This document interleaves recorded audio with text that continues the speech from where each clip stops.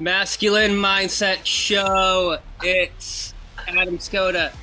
Talking to James Weber today, you guys. Look at this guy. Fucking beast. So, guys, I want to tell you all something. This legend right here, I'll put his Instagram in the show notes, but he has worked out with Wes Watson. And the topic for today is how to build lean muscle. All right? But first and foremost, I want to go over mental toughness because this is my favorite part of it too, is the mental side of it. So James, real quick, I just want you to introduce yourself to my listeners. What's going on, everybody? My name's James from a small town called Panama City, Florida. Beach boy, you know what it is. I'm down here in Miami on the elite team with Wes.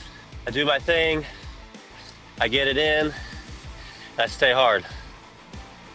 Exactly. See, I actually did 100 burpees before starting this interview. And that's always what I do, a part of GP, right? Dude, one of the very first videos I saw from Wes was Navy SEALs.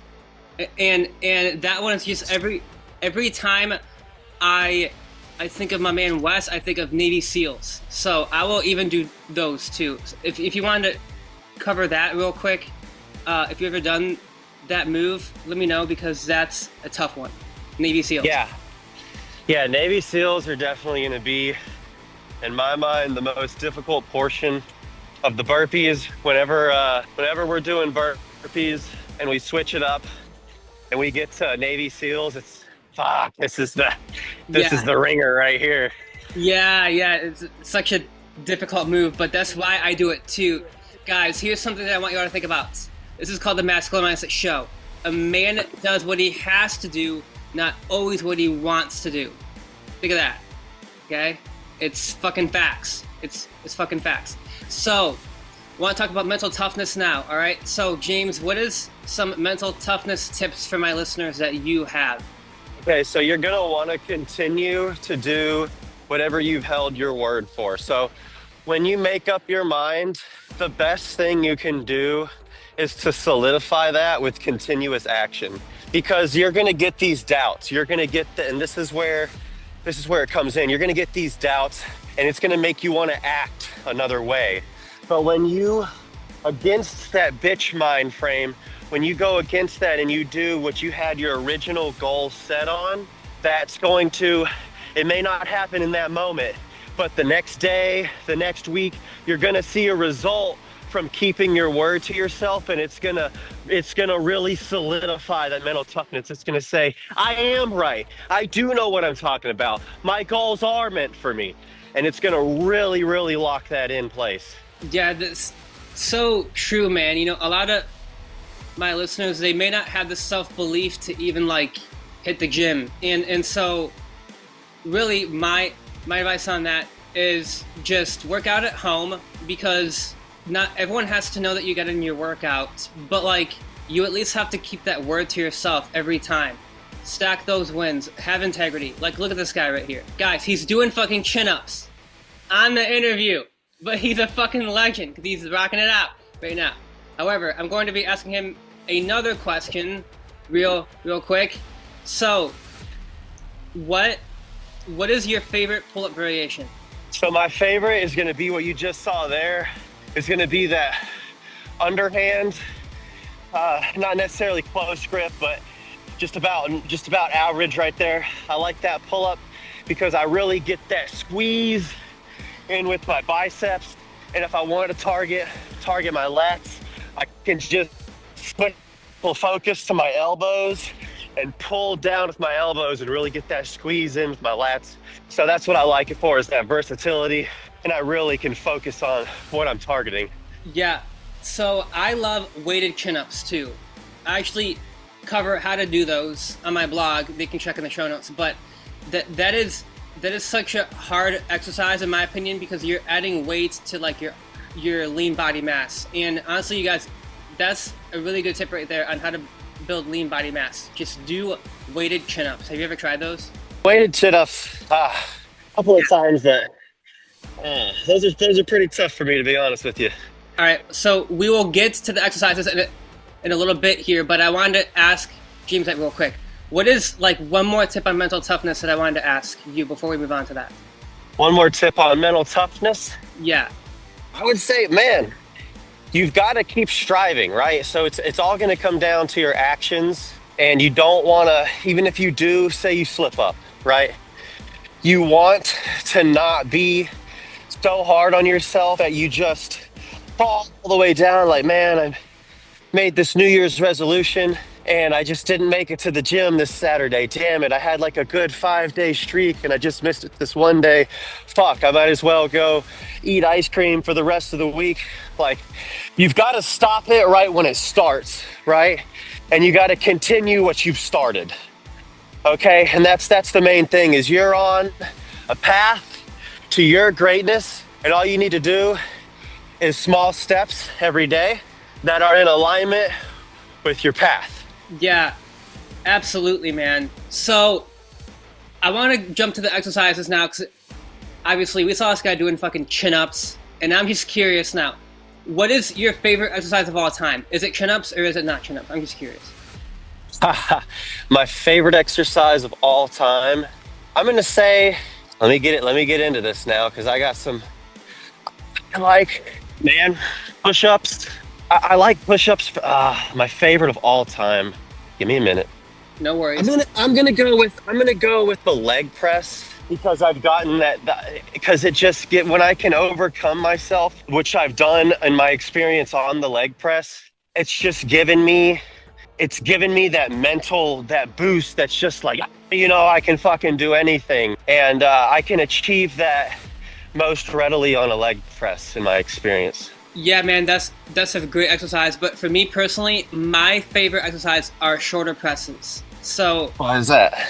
because I have good shoulders and I have good mobility in my shoulders, so I can like get my shoulders back and then kind of angle it the right way and then start pressing it overhead and just adding as much weight as I fucking can. I'm actually at 45 pounds right now. I'm hoping to get up to like 65 in the next few months, but that took a long time, you guys, to get up to 45 pounds, just to be clear. But my body type look, I'm going to be real with you, with everyone, with all of my entire podcast fan base. That exercise took a long time to work up to increasing my weight to 45 pounds. And that's why, for me personally, I find it like a little bit of a challenge to do shoulder presses, but also one other underrated exercise is handstand push-ups. That's a close second. Handstand push-ups. So Those will do your real those will do your shoulders something fierce. yeah. So when I was younger, I used to be a pole vaulter, James. And when we were doing, we had to learn how to carry our full weight over the fucking bar, right? Like our full body weight. And doing pole vaulting is not easy. So handstand push-ups, handstand walks too, and that shit's difficult. So yeah. If there are any other tips on what you have for my listeners on the exercises themselves, let me know, because I thought that one was a great way on how to build lean body mass. That is, just do handstand push-ups, because body weight training is essential in my mind. So for the building muscle with the workouts, I'm gonna highly recommend that you get a workout that you can really mentally connect with. Like when I'm doing those pull-ups, or if I'm doing those curls, like I can really get inside the muscle I'm targeting, and you just get that squeeze. I call it like a white hot, like it burns white hot, and you get that, and then you can sort of go past that. You almost go numb, and your muscle will jump involuntarily. That's when you know you've done the work right there. You really want to get into that muscle. You want that mind-mental connection. You don't want to just get in there and throw the weight around. You can hurt yourself like that. I'm not saying, don't go heavy, but you really want to focus not only on the movement, but on the muscle itself. You want to get inside that muscle. Like what I'm doing right now, I'm right in between these bars. Say if I'm going to do a bench like this, just play the game operation. You don't want to touch that metal right there. You really want to get into it and control all the aspects of your workout in that moment, because you've only really got like an up motion, a down motion, a small pause, a squeeze. So you have so few variables during your exercise. It's only proper to really focus on everything that you're doing and do it properly. Because how you do anything is how you do everything. So the way that you do your workouts is really going to show in your gains. 1000%, dude. So fucking true. Yeah. And real quick, I wanted to actually give my listeners a tricep strategy that they can do right away, because I do this just about every push day. That is tricep push downs and rope pushaways. So I'll do that as a superset 3 times. And that is extremely good for building your triceps. If there's anything you want to say on building triceps, let me know. So I started as a 15-year-old skinny kid in like a juvenile detention, and I started with these right here. We called them back arms. I don't think they're called dips, because dips are a little bit tougher, but I continue to call these back arms. And those can be a great burnout, say after you do your tricep extensions overhead and underneath like that. You can just go straight to one of those and just say, all right, I'm going to do 20 back arms. And then you just pump them out 20. I tell you, when you get to 10, 15, it's gonna burn, but you push right on through that, because tricep to me, they're more of a stronger muscle, so they are going to take a little bit more focus to really get that optimal growth if you hit a plateau on those. And I think back arms sort of pushes just past that ceiling for us. Yeah, and even moving on to the wrist as well, like I'll do wrist curls. You know what I mean? So I'll just take that small dumbbell. Yes, it will be small, you guys. I don't always lift super heavy, because I want to actually address this real quick. We can talk about this actually too, because I think a lot of guys, they get into their ego too much in the gym. But I just want to let all of you know right now, you don't need like a large weight to do wrist curls. Just grab like a fucking 5-pound weight and then just do like it looks like this, because I'm doing this on video too. This is a wrist curl. Okay, you just bring your wrist down and then you allow it to come up just like a bicep curl, and you really squeeze that muscle, as James was saying, right? Build that forearm, right? It's really good to improve forearm strength, you guys. Grip strength too. So wrist curls. And if there's anything you want to say on that, let me know. If you have anything on building your wrists or anything like that, because that is important in my mind, because you are improving your grip. So yeah, you're definitely going to want to work your wrists. Your wrist size, as Wes has told me, is going to be genetic. So the size of your wrist is going to be more on the genetic side. Your joint size, it's just your joint size in general. And you really, if you have smaller wrists, you're really going to want to work those wrists. You're really going to want to work those forearms, the belly and the top right there.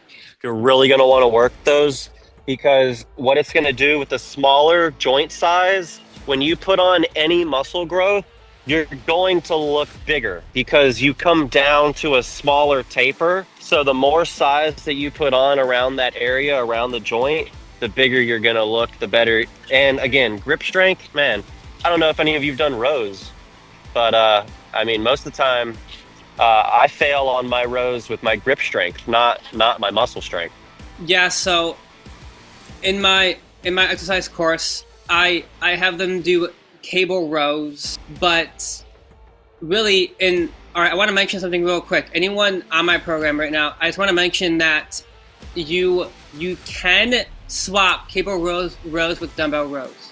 But I personally have a really bad low back, so I don't do dumbbell rows. That just hurts my low back. But if there's anything that you have to say on that, let me know, because I think that the way you do rows is really important, because if you like basically do it very carelessly, you're not gonna like build any muscle. It's gonna fuck with your joints. Right. I think when we talk about workouts, we should be specific in saying, like, when I say do a row, I mean perform a row, not lift weights up and down. but you're performing a row. So when you perform a row, the risk of injury is very, very, very minimal.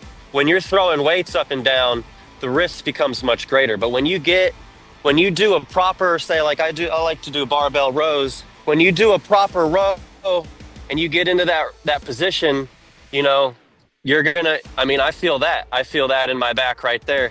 You should be able to do this and feel that squeeze before even having any kind of weight in your hand. Yeah. You should be able to feel the motion, feel the squeeze in the body part you're targeting. Yeah, so the row variation I was talking about is on the bench though, not the barbell. That one is fine. I can do that just fine. But yeah, the dumbbell row for me does hurt my low back. But Are you talking about the one you put your knee up and you go Yep. Yeah. I never, listen, I try to do those. I have never once felt the squeeze on my left. I just can't get it on my left lat, and on my right, I barely ever feel that squeeze. So I've eliminated those entirely. I don't like those at all. Yeah. And that's why I don't really suggest that either. In my opinion, cable rows are really, really fucking effective, if not more effective than dumbbell rows, due to the fact that you're getting a good extension when you do the row, like all the way back here. You know what I mean? Because I'm doing this on video too, you guys. So, as James was saying, get that lat squeeze. Any type of movement that you're doing, it's mind muscle. It's your mind and your muscle. You have to focus on the mind-muscle connection. So, and yeah. All right, so moving down to the lower body real quick, and then we can jump to recovery.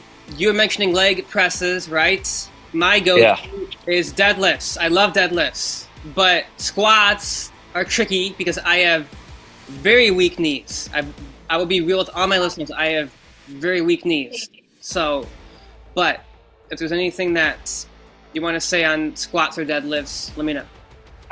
So squats, I did my first squat ever in the gym with Wes Watson. I had never done a proper squat, to my knowledge, in my life. I'd always been scared. I always did something else, or I did the Smith machine, and I found out I was doing the Smith machine improperly. So when I got in there, oh my God, it's Memorial Day weekend. They got some big planes in the air right now. So aside from that, when I get in there to do squats, it is like going to the altar. It is a religion. You go in there, right?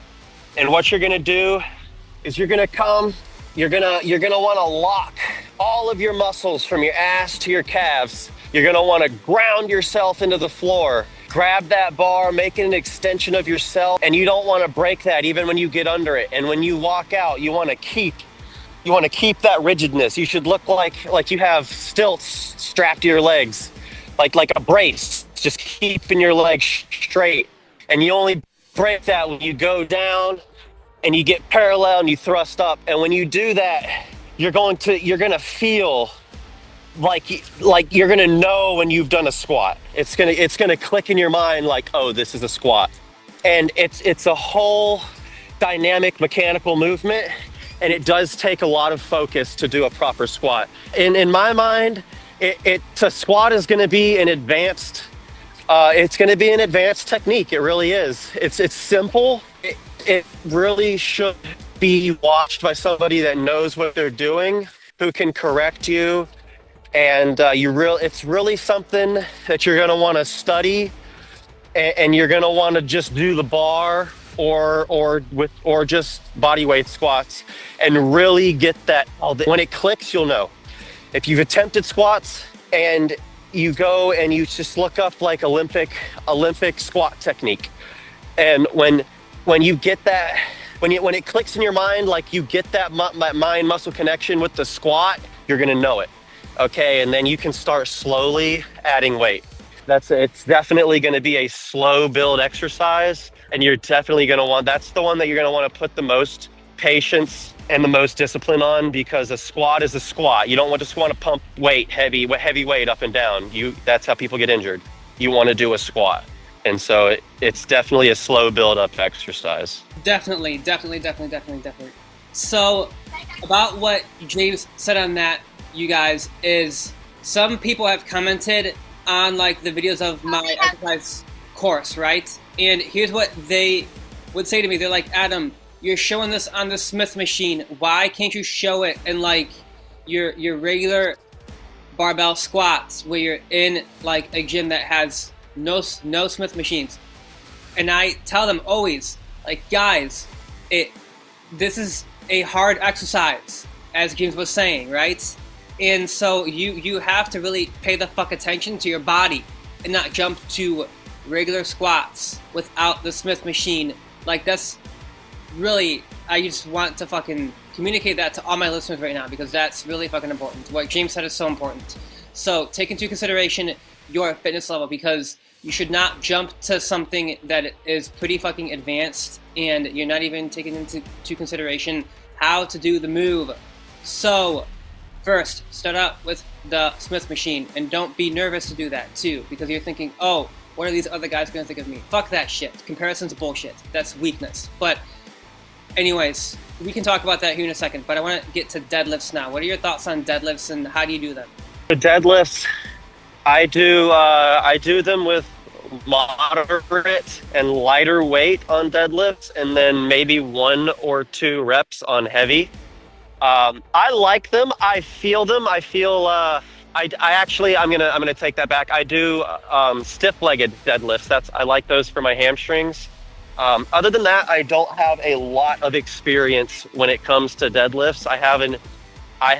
Nobody's, again, that's one of the ones I haven't really learned or taken the time to properly teach myself. So I sort of steer away from those until I steer away from things until I truly put the time in to get it down.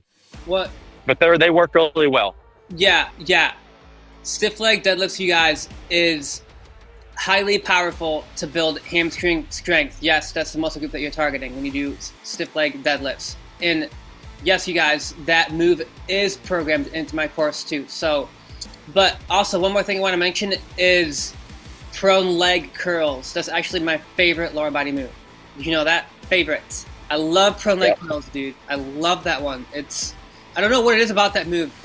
I used to hate it at first, but it's then like, it's those exercises that you don't like at first because it fucking hurts, but then you just learn to embrace the suck. That, in my mind, like, that's how it was for me in pull-ups too. That's my favorite upper body move, right there. Shoulder presses and pull-ups. But also, when it comes to lower body, prone leg curl all the way. I'm doing that all day long. I love that fucking move. Love that move. So. Love those too, man. Those, you can really feel them. Another thing with the prone leg curl is you have, I want to say it's 3 heads on your hamstrings, and doing that prone leg curl is one of the only ways to hit that lower head on the hamstring. No other exercise is going to hit it. You have to do a leg curl type exercise. Yeah. So with that said, you guys, I want to actually touch upon recovery. What is your go-to recovery method, James? Naps. Naps? Naps. You know, it's funny you mention it. I had a very early podcast where I mentioned how I met someone named Chris Downing. He actually said that when he was talking to LeBron James, you guys. This is something very interesting. Chris Downing actually met LeBron James, and what Chris told me is that LeBron does take naps prior to playing his games. Just something to really think about. So James is onto something there on taking naps. But however, what I use, you guys, is the foam roller for recovery. That's what I want to touch upon. Have you ever used a foam roller before? I have not. So give it a shot. It's called SMFR, self-myofascial release. The foam roller is all right, I can mention this to you guys because I have used the foam roller for years. True story. Years ago, I actually pulled a back muscle. That was like one of the first injuries I ever got in my life. And the foam roller healed my back, James. Healed it. Completely healed it. So I recommend the foam roller. You find that spot on your lat, for example, that hurts. And a lot of people, they want to run away from pain. Like, no, fuck that. That's some beta bullshit. Like, you want to find that sore spot and then sit on it. That's how you foam roll. Find that sore spot and then sit on that sore spot. That's how you roll out that soreness that you have. Because a lot of people, they want to just get a massage. But the foam roller is like a self-massage tool. So you're not blowing out all of your wallet to go get an actual massage. So that's foam rolling for you. Now you said naps. Is there anything else, or I'm just curious? Food. So I'm big on micronutrients, macronutrients. I think, food is definitely going to be what you need to recover. Food and sleep, even though we don't get that much sleep over here. And also rest days. Well, I've noticed that, so I work out for my mentality, but I have noticed that even though I have worked out every single day, in a 40-day time span, I gained 15 pounds, 10 of which were solid skeletal muscle mass pounds, according to the total body scan. So I know what I'm doing works. I'd probably gain even more if I took rest days in between my workouts and such, and let that time for to grow and recover. But I'm a hard gainer. I work out 7 days a week, and I still have immaculate gains, and I attribute that to my micronutrients and my food. Fuck yeah. Guys, anyone who dials in their macros, you're gonna get fit. That's just the facts. Like, it doesn't matter what program you're doing. If you're working with James or if you're working with me, like, it doesn't matter who you're working with. If you don't consume the right macros, you're not going to get the muscle that you want. So macros is super fucking important. Super fucking important. So what I would say on that also too is micronutrients. I do take vitamins too, like fish oil, Animal Pack. Are you familiar with Animal Pack? Not entirely. Is it like a desiccated? So it's a multivitamin. Okay. Yeah. It's, dude, that is like, in my opinion, you're getting everything. Like, I remember, actually, there's someone in the West community. I want to say his name is Diego or something like that. Do you know him? Diego. Does the name sound familiar? He takes Animal Pack too. Just something to really think about, you guys, is that brand. It's really fucking good. Really fucking good. You're actually getting all the big micronutrients to fuel your body, because in my opinion, getting the right micronutrients does matter. So Animal Pack, really fucking powerful stuff. So and yeah, we're getting down to the end of this podcast. So if you have anything else on like micronutrients or like the way you eat food, like what you eat throughout the day, just let my listeners know, and we can wrap this bad boy up. Yeah, so for macros, I really focus on getting all of my macros from a whole food source. The only things that you could really really could warrant supplementation is going to be your omega-3s from the fatty fishes, and it's going to be magnesium. Those are going to be the two things that you might want to just for guarantee include. But you can get all your micronutrients from food. That's what my meal plan targets. I have a foundation of micronutrients, and then I tally those macros in from my macros, but I make sure I hit all of my macros, my potassium, my iodine. You got to have your thyroid functioning to build muscle. We have all these things that we don't really consider, and it's extremely important. Like potassium, you got to get damn near 5,000 milligrams in a day. That's why you see spinach a part of so many bodybuilder diets. So there's different ways to get your potassium. I do squash because that's what I like, and sun-dried tomatoes. But these are things that you've got to incorporate every single day, and especially if you're a hard gainer, because it's really going to make that difference. It's what your body's been needing to complete the muscle protein synthesis process. You need those micronutrients for your body to complete that process and really start packing on the weight when you go to sleep. Exactly. Dude, that's a great place to wrap up on. You guys, I'm going to put James's Instagram in the show notes. So please go follow this guy. Seriously, he works out with Wes Watson. Like, honestly, I want you all to just check out his profile, because one other thing I noticed about James is he does give dating advice. And that is something that is fucking badass. I was just commenting on that before the interview. So go give James a follow. James Weber, I believe it's Life in Luxury or something like that, right? Life Beyond Luxury. Life Beyond Luxury.